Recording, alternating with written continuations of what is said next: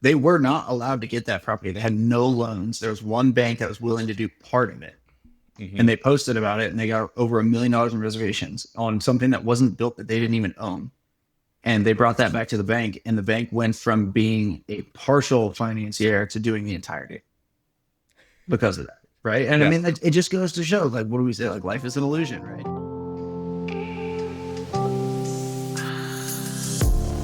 Alrighty, welcome back to another edition of the Hideaway Show Behind the Curtain. I'm here with Mike. Mike, I got a question for you. What is your favorite food? Oh, I don't have favorites. I'm really, really, really Time bad at out. favorites. I You don't don't have have favorites. favorites? Nope. My favorites are all circumstantial. If you said, like, what is your favorite food while you're in the gorge on a Friday, I'd know exactly what I'd go to. Right. Or like, what is your favorite food if you go like visit, Seattle? Like, I know exactly what I'd go to. But like to pick a overall favorite, like, just it's not possible. That is, Yeah.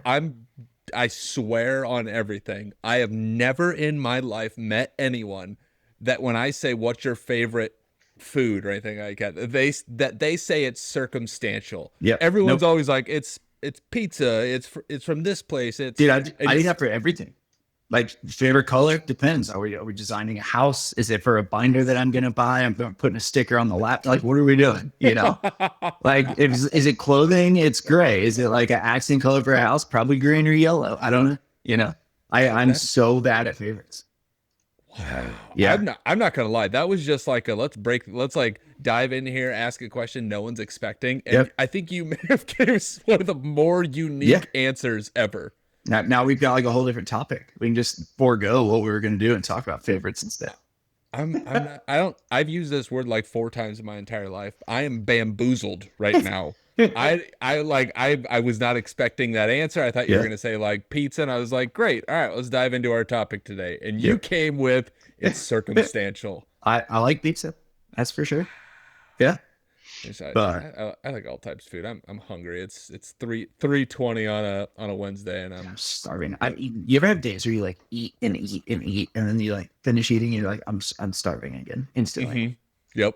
It's like I never used to say like I always like acknowledge like, oh, my stomach is shrunk. I ate like half a plate and I'm good, and it's like odd to me, and I feel like my stomach has grown again. Like, I'm starving, but anyway. Oh, dude, I get it, but well, cool. We're not here to talk about circumstantial pizza. That might be the title of this podcast. It'll be Circumstantial circumstantial pizza. There you go. pizza.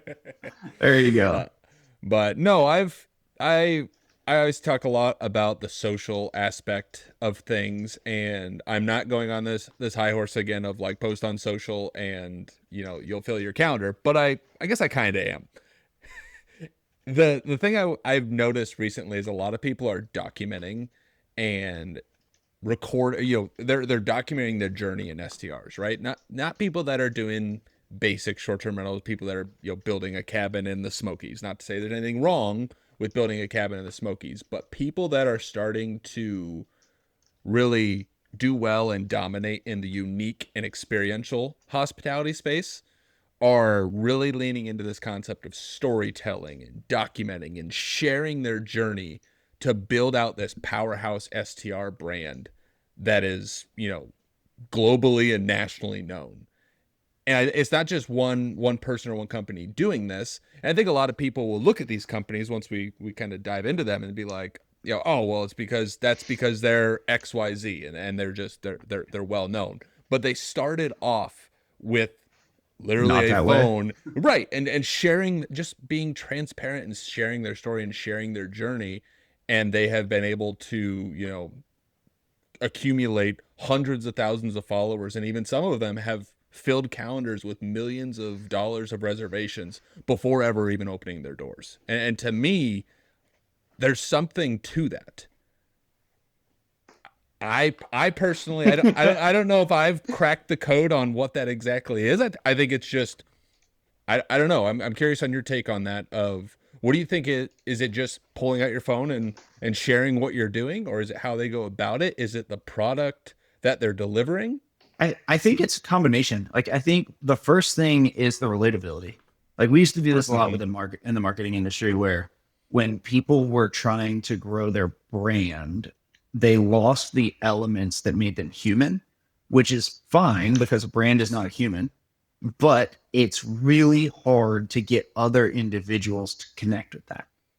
Right. So if you make it more personal, more emotional, more human, even if it's not on the nose, but you're putting things in that are those elements, as an individual, it's so much easier to connect to that. Right. And that's what we're all craving. I think everybody was born for some sort of connection. So, or lives, I guess, for some sort of connection. So if you can somehow say, hey, look, I'm human, this is what I'm doing, and make it more approachable for people, they're like, oh, this actually is me. I think it's kind of, to be honest, like a little bit of what people are doing with the all the like changes in advertising recently, right? Where it's less Photoshop, more real, human beings in them. People look at that and they're like, oh, that person looks like me, right? I can be that because I relate to that person. I think the brands do that on a different level where they're sharing their story, they're sharing the struggles, they're sharing the pain points, they're sharing like the hiccups that they go through in the build process or the Renault process.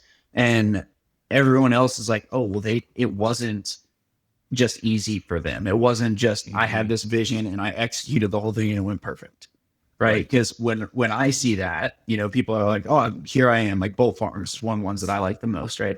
So when I see what they've done, immediately I'm like, oh, it's just simple for them and it won't be for me because they're better at it than I am. Right. But then all of a sudden you like scroll back 25,000 scrolls in their Instagram feed and you see them standing on a patch of grass, like with scratching their heads, like trying to mark up where a building would go. It's like, oh, I've done that. Yep. That's kind of cool. And then you start scrolling up and you're like, well, maybe their journey is not quite as foreign as I thought it was. Maybe they're not quite as like, I mean, they're rock stars. Don't get me wrong. They're up here now, but maybe they didn't just like jump up there in one day. Maybe they did come with that journey. And if they're in that journey, I could do that journey. And I think that's what people start to connect with. That makes it really exciting for them. But then it's also that they've done it so much and they're so far out there now that people are like, oh, I'd love to go see that. You and me even have said like, let's go to these properties and see what they're doing different than we're doing just to make sure that we can learn from the advanced level that they are, if there's anything for us to learn. Right. And I think there's also a level with as they start to post these videos and they're, like you said, it's personable, it's relatable. The audience starts to almost feel like they're a part of it, even though they are not at all, except for, clicking book and providing their credit card is what, but they're following along in the journey. And my wife does this sometimes with like celebrities. She acts like she's like best friends with them. And I'm like, you've never met them. You've never talked to them. You've never associated with them. Right. Yeah. But yet she feels connected to them in somehow, some way. And I think that's what these brands do is that's how they build this audience is these people slowly over time, build that virtual connection with these brands of people they've never met before. Yeah. And then it takes one video to go viral. And then all of a sudden, everyone and their dogs talking about this property and, or about this brand. And it starts to just compound over and over and over again. Yeah, I agree with that. And I think that they do. They become a part of the journey and they want to see it. I want to be like, oh, there's this thing that I followed. Like sometimes it's like, why am I following this? I've seen so much of it. I know the whole story. I know the individuals. I know all that. And then you see like an offer and you're like, maybe I should go out there. Like I've been following this thing for 2 years. Like I'd like to see it in person, and it's just the inception of the idea to people. Like if you get them to follow without any intent of ever visiting, right? If you get them to follow that journey and get emotionally connected, then the inception of an idea of vacation, they're like, well, I've watched this whole thing. I might as well go, I need a vacation. So why not fly out there instead of fly the other direction where I was going to go? So, right. And the concept of, documenting and sharing the journey it's a little bit different than what we do with our properties, at least today. It's something we've talked about doing eventually with, a bigger project. And I think I have one in mind that's coming down the pipeline, but story for another day is they're doing it, in the beginning before the property's ever established. Yeah. And what we've done and what we've been able to do very well is tell that story after the property's live, build that connection with people like, hey, did you know there's this property in Kentucky that has a hot tub in the cliff or this cabin built 99 steps up into the side of a mountain? Yeah. You start to share that. There's there's a way that you can build your brand that way. But I think there's also the perspective of doing it before it's even launched. I think if you can do it the right way, you can almost have more traction with that once you do go live, because you've had thousands of people following you for 12, 18, 24 months, whatever it is, as you're building out that project or property.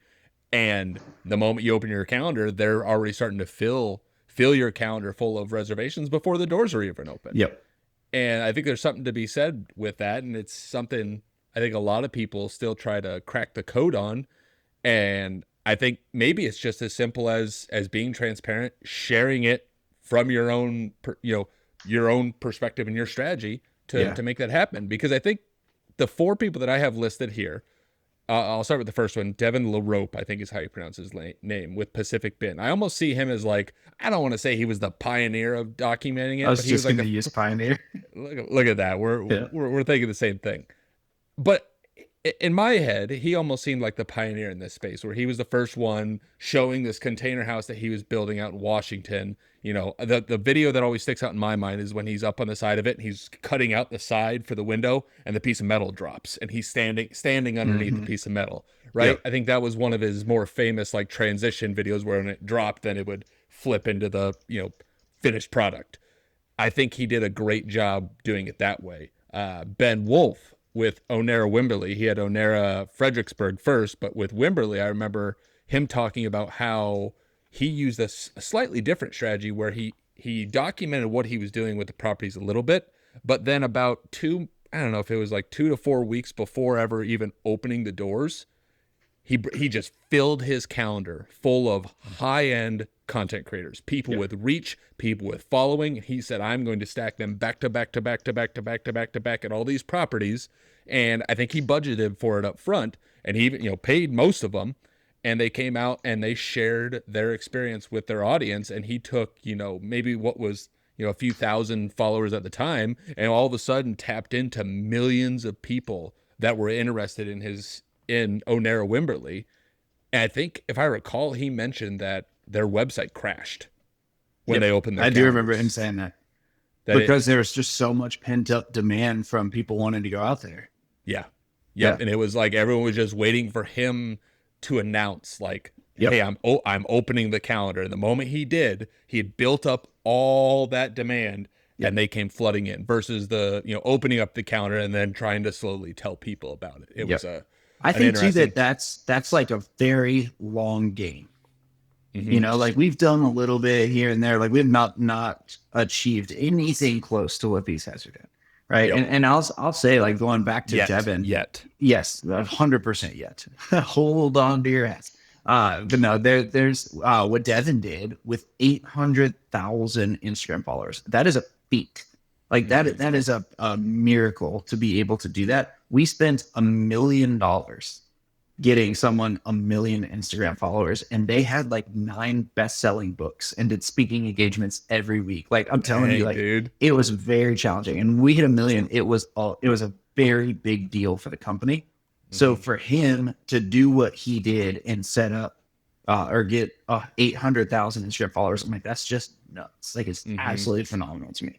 So that being said, there's very much like a long game that goes with that. And I think it is like what we were talking about with Bolt Farms is like they were in a patch of grass doing nothing. And then there's just this dedication to like post and post and post and post and share and share and share. And what I like, I forgot who it is on here. I think it's Rajan, is the more you make it yours, the more people are going to like it. Right. Because it's like, it's just so different. And I think that's the guy with like the Coke bottle or whatever. It's like holding his microphone upside down Gatorade bottle or something. Yeah. So he does it a little bit differently, where the others are, kind of documenting their builds and sharing their journey. Ben Wolf did the content creator strategy, and Bolt Farm did the, start with a patch of grass and build up their brand. Granted, when you said they were rock stars now, one of them technically has been a rock star for quite some time, since he's in a band, but with Rajan, I think what was cool is he does a very good job at storytelling. That is his superpower. And I showed Allie yesterday. If you haven't seen it, go to his his account. I can't remember if it's like his last name, Cheetah.Rajan, I think is his Instagram handle. But he has a video on there it's like it talks about the concept of dreaming. And that video, I could watch it 10 times over. Yeah. It's this concept of like, and it's what it is it's his story from the beginning, right? When he was 5 years old, he had a dream that he wanted to play tennis, but he wasn't big enough or good enough to play tennis and play Andy Roddick on center court, right? So then it transitioned to basketball. Well, he realized he was too short and never made the varsity team. So he's like, great, I'm going to transition into selling shoes. And I want to make or provide the best shoes to some of the biggest named NBA players in the country, right? And he started building out this big brand. And then I think it was his roommate or tennis teammate from 8 years back came to him and said, I want you to sell all of your shoes and let's go buy a piece of land and build a wellness resort in the middle of Virginia. And so there's a video of him throwing all his shoes in a trailer, slamming the door, and now they're building this resort. And he kind of leans into this concept. I don't think I've seen that one. I gotta go check that out. Watch that video. It's very powerful, and he has 22,000 followers, but it's because he posts daily, and he's just out at the property with I think I have DJI mics back there. It's all he's got with a phone, and they're just walking around the property talking about it. But the thing that he does well is he's telling a story, and people love stories. And if you can do it well and keep people's attention, that's all that matters. Because stories are the way to everything. Honestly, like anything. I think Bezos said that. He's like, if you want to change government, he's like, make a movie. Mm-hmm. And what you've got to do is like tell your story so good that people start to believe and talk about it and all this. And it's so much easier to like get that emotional connection and that virality through that. So I fully support what he's doing. Yeah, it's really cool how he's done that. And I think, before we always used to talk like, followers were a big deal. It's that world is shifting now where followers don't carry as much weight. It's I think TikTok cracked the code on this. It's the interest algorithm where it doesn't necessarily matter that you have hundreds of thousands of followers. While that's great, it's about people staying and watching your video to the end and what people are actually interested in. Just because you had 500,000 followers before doesn't mean you're going to continue to just your views and your engagement's just going to keep going up and up and up and up and up. That world has changed. And I think it's just fascinating to me because it's the modern way of marketing your properties that a lot of people in the SDR space I don't think talk about very much. And it's something I want to dive into more eventually, but I think there's a lot of upside when it comes to storytelling and documenting on through these free, just a reminder, free social platforms. I don't know if they'll ever, become a paid service. You have to pay to use Instagram, but I think Gary Vee always mentions it. He's like, just remember that these platforms that you have access to millions of people for is free. That $0.99, like $0 across board. It's free. And it's just a good reminder of like, why not utilize those platforms to get eyeballs and attention? And don't worry about the views. Don't worry about the engagement right away. Just post and tell your story and do it well. So, but that's like where you start too, and that's what we tell people with ads. There's so many people that have come to us in the short-term rental space that are like, how do I run ads to my property? And it's like such a waste of time, right? What I would recommend is like so much money. Post for a year, and when you start to feel the results of that, then maybe look at taking some of those posts and putting them in as ads. But like, you do not need to go run a bunch of ads if you haven't cracked the code of how to get the attention, how to keep the attention, how to, get that thumb stop ratio as high as you can get, how to get people to share it with their friends, like all those things. So, and these guys, the Rajan guy especially, they've crushed it. Right. And it didn't happen on one video, 2, 3, 4 videos. If you look, he's on like video like 100 and some. It took multiple videos. And I think a lot of people are like, well, if I post for the next 7 days, will it fill my calendar? And the answer is no, right? Like this is a long-term play. And if you're looking to solve a revenue or cash flow issue with your property, posting on social media is not going to do it.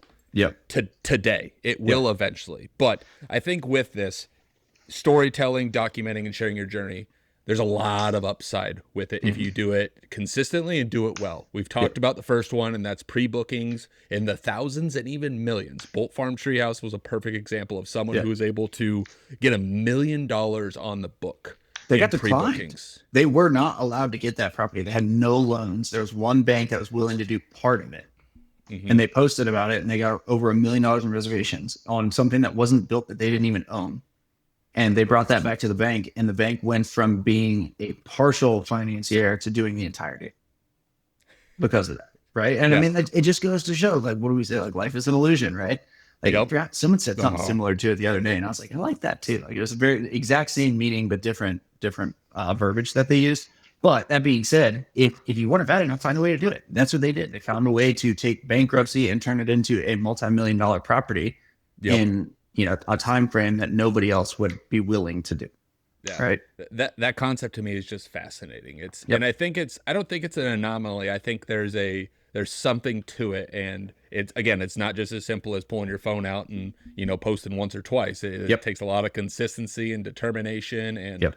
you know. So I But I want to that's dig. what separates. I don't think any of these things are hard independently. No. It's doing them over and over and over and over and over and prioritizing that over everything else that you're doing. Yep. But it is, and it's we've got in here like recognition, and to me, that's one of the biggest benefits of it is all of a sudden people elevate you before you have to elevate yourself, right? So if you're selling anything, right, it's like you're going to go in there and talk to them, and they're like, oh my gosh, no, see you everywhere. And I've actually got that a couple of times here from just some of the little things that we're doing in the real estate space. I'll go to Korea, and they're like, where do I know you from? I'm like, I'm not sure. I've never met you before.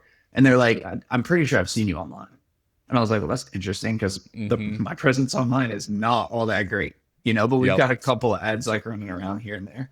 So Yeah, the recognition and credibility is huge, and I think it opens up doors for things like new passive investors coming forth to you. Yep. Where before, and we've had this exact experience where some of our first properties, you saw the vision, I saw the vision, there really wasn't anyone else that saw the vision, yeah, and it was like, okay, we gotta almost, I don't even want to say beg, but I mean we had to scrap and claw to raise money to get in on some of those projects initially, and now. We were talking the other day where we have multiple people that have come to us and they're like, I love what you're doing. I want to be a part of it. What's your next project? Yep. And that shift has been, and we haven't done, right? We've documented our properties after they've been built, some of the cool stuff we're doing there. I think there's value in that, but we haven't even done or tapped into the storytelling before the brand even existed. So I think it only compounds from there, but it brings money and investors out of the woodwork that you didn't realize were there all along. All they needed was that it's that trust. They know you, they like you, and they trust you because they see what you're doing. You're not just some other, investor across the country who has some crazy idea that's going to flop because you've never done it before, right? They see that you've done it before. They're like, okay, he has a track record. He has something here. I want to dig into it more and possibly be a part of the next project. So, and then the last one that is interesting to me. I don't know if we'll ever get to this level or if we ever want to get to this level, but it's interesting, is new monetization streams such as TV shows, brand partnerships I could be on board with. I don't know if we'll ever be at the TV show level. Maybe we will. Maybe Mike wants to do a Netflix. That would be actually pretty cool. Do a Netflix series on the hideaways. That'd be pretty rad. That would be really cool. Have someone follow us around. Yeah. If it's follow us around and they do all the editing and everything, that'd be great. Yeah. I can't be putting a TV show together. That's not me. But and then another one is speaking engagements, right? That goes with the recognition and credibility. As people start to recognize you and you become a credible source in the STR space, they're like, these conferences and people will come to you and say, well, come speak at our event. Yep. And I don't think there's millions of dollars to be made there unless you're I don't know, maybe Grant Cardone level, but they are monetization streams that wouldn't have been there had you not built up and did the storytelling and documenting and built up that powerhouse brand. But it also compounds on itself, right? Because even if the monetization isn't the actual speaking engagement, like maybe what you have is you do a speaking engagement and then 10 more people see you and then they want to invest in deals and they want to do this and the other. You become the person that has the options, right? People are reaching out to you so you can say, no, I don't want to do this, or yes, I'll do it, but only on these terms, right? And I think of some of the first deals that we had, and like, I would never take those terms again. That was a great deal for the time. And now I'm like, no, this is what it is. And if people say no, I'm like, that's fine. I have 11 other lunches next week that are other people that are interested in doing this. So like, and no discredit to them. If they want, better terms on what they're looking for, by all means, someone will do it. That's awesome. Yeah. It makes getting into good deals, I shouldn't say easier, but you kind of feel like you have a little bit more control with those Yep. deals, where before you kind of felt like your back was up against the wall and you're just Yep. like, I need to get a deal somewhere. So, Yep. I guess I'll start here and hopefully level up down the road. Yep. And we're learning that I think that strategy at times does work, but it only works for, one or two, where you you kind of eat some of the money up front, where you acquired at a higher price than you originally wanted to. Yep. But we've kind of seen with, Rockhaven and even the A-frame is like, maybe they weren't the best acquisitions up front, but what they've done, they've allowed us to springboard to what we're doing now and some of the projects that we have coming down the pipeline. So don't if you just look at it from that single purchase versus what it's led to down the road, I think you'll be disappointed just looking at it from that one There's perspective. a lot to be said about, $500,000 stepping stones. That's right. It's like, let's, whatever the deal is, like, get in. If you can learn from it, if you think it's going to advance your career and it's going to make a little bit of money, like, by all means, it's worth it to learn. You can always get out of it in different ways. You can always advance and do better deals in the future. But I will say, like, without my bad deals, I would not be here. Right. That's where I learned the majority of what not to do. Yeah. So, bad deals and just things that, didn't really come to full fruition, but that's our story, and that's what's led us to this point. That'll be topic for another day. Right there. Tell our story. I was going to say too, like the thing that we were talking about just a minute ago, speaking engagements and credibility. It's like it all goes back to the same thing of telling your story, because the speaking engagements, what they want to hear is that beginning and that end. Right. Where were you day one, so that we can relate to everybody in the audience? Where are you now, to show them what's possible to get to? Right. And I don't think we're at the end of our story, but the end of it today, I think, is a much bigger, a much more drastic change from where we were in the beginning.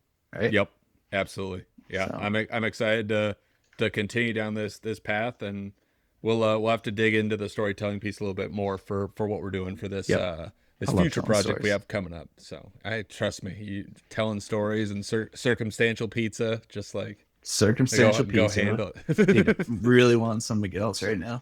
That sounds pretty good. Yeah. Hey guys, real quick, just want to jump in here and say, if this show has been sparking ideas and helping you level up your short-term rental game, we would be so grateful if you drop us a 5-star review. It helps us and this show reach even more people who want to build wealth through unique, unforgettable stays, just like you. So thanks for being a listener. Now, back to the show. Let's shift gears into the Would You Book It segment. Boom, boom.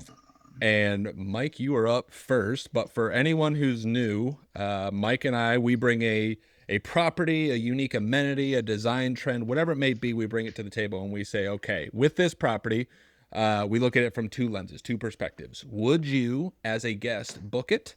And would you, as a host it? So with that, Mike, I'm very curious to know what you got for today. Let me move this screen around and try not to hang up the call. That's what I was going to say. Be very careful which button you're pressing. Dude. Whoa. Yep. So this is the Dome House Tropical Getaway, which just the name, I'm like, that's interesting. Dude, that first photo though is killer. So that's what got me, is I was like, this looks pretty cool, right? I've seen dome houses in the past, but to have a dome house that's as big as this, like as the other house, I was like, this is phenomenal. Like you can see people down there, the couch, like it really gives you perspective on how giant this thing actually is.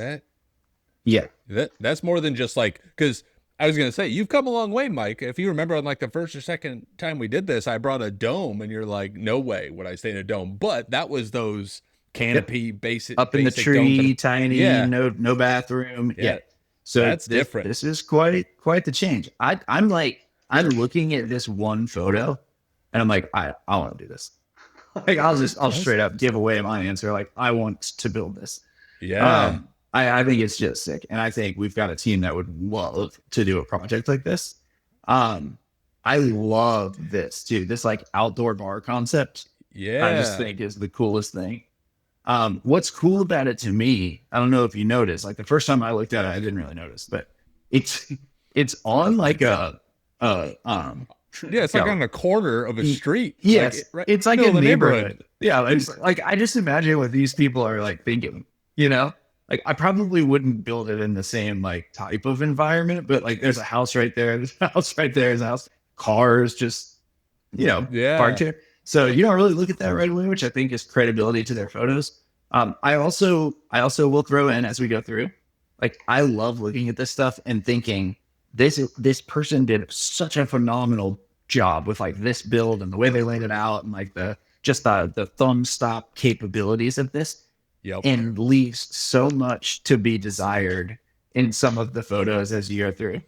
Mm-hmm. But we can get the general principle. Again, neighborhood back here, bar top up here. I love the concept of this upstairs pavilion type thing. Like I think this is Yeah. so cool.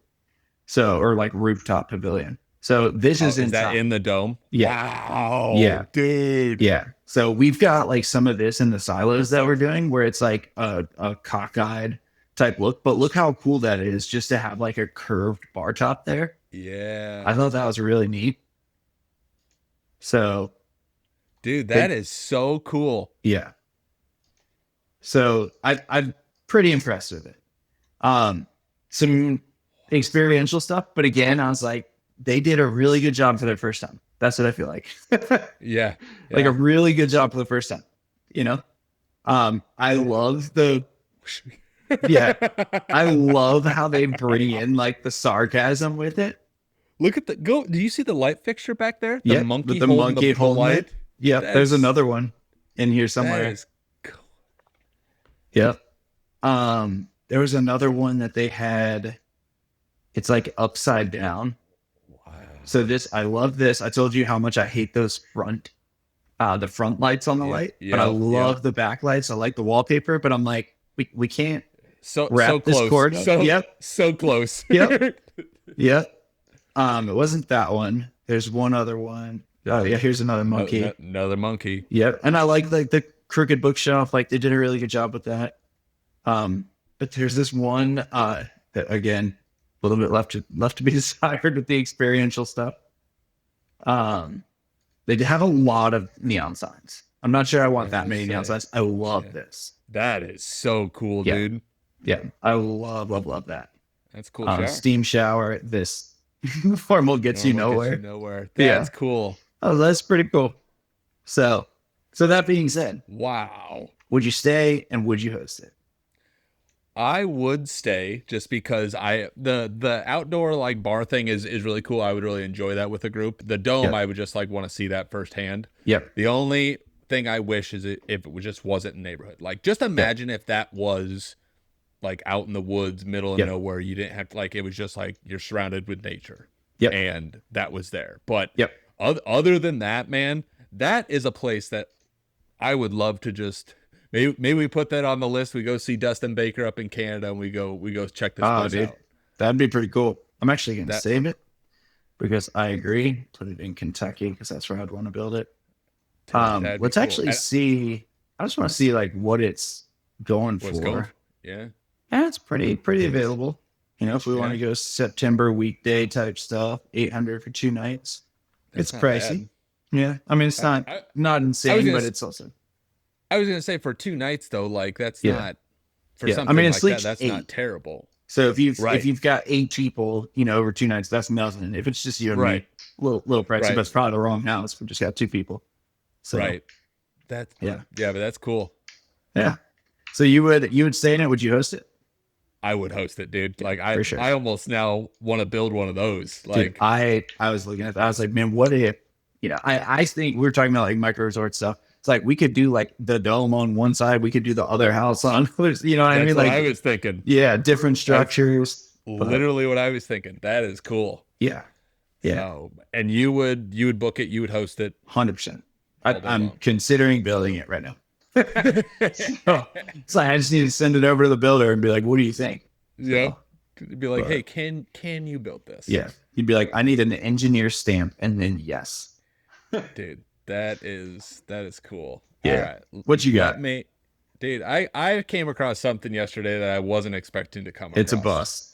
No. Oh, it's okay. It's not a bus. It'll All never right. be a bus ever again. All right. Let me move this over here real quick and also not hit the wrong button. Dun, dun, That would not dun. be good. Dude, I don't even know if I don't think you would ever guess what I'm about to pull up. I hope not. What we have here is Drift Mansion. Oh, wow. Yes, I would. Dude, Drift Mansion in no place other than Missouri. Shut up.